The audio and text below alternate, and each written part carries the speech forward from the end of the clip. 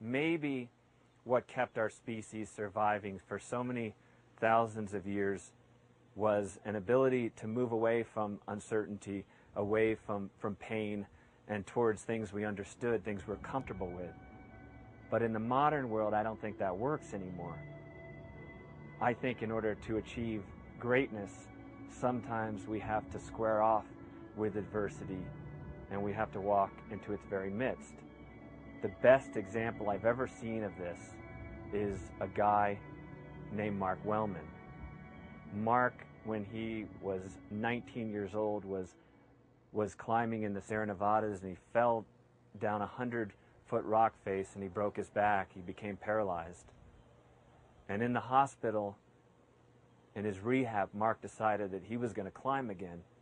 And he invented this very special pull-up bar no one had ever seen before.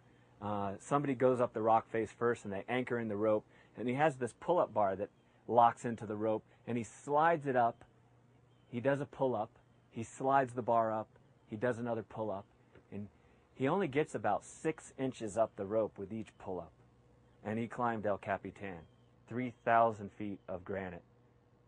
They estimated he did over 7,000 pull-ups in 7 days. And I remember before I went blind, I could just see a little bit out of one eye, and I was watching the TV set. I watched Mark climb El Capitan. And it wasn't a very beautiful sight. I mean, it was pretty graphic. I mean, his arms are occupied on the pull-up bar, and he can't even wipe away the dirt and the rocks that are falling into his eyes and into his open mouth. And the look on his face was a total contradiction. It was full of exhaustion, yet at the same time full of exaltation. And I thought to myself, there's something inside of us that I could only describe as a light that has the ability to feed on frustration, on failure.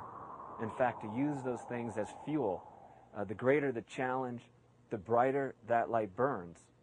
And that light has the ability to make us more focused, more driven, more creative, and from time to time can even transcend our own limitations and give our lives power. Well, I've met lots of people over the years, just like Mark. You know, they don't just circumvent adversity, they don't just avoid it, they just don't deal with it well. They've actually found a way to take that storm of adversity that swirls around us and to harness it and use its energy to propel them into greatness. I call people like Mark Wellman, I call them alchemists. You know, they can take all the lead that life piles on top of them, and they'll figure out a way to transform it into gold. With an alchemist, you can throw them in the middle of a fierce competitive environment. You can strip away their resources. You can throw roadblocks in their way, and they will still find a way to win. And I would argue that they'd find a way to win not despite adversity, but because of it. Imagine if adversity was the very energy that we use to grow and ultimately flourish. You know, imagine if adversity was no longer seen as an impediment, but it is the pathway.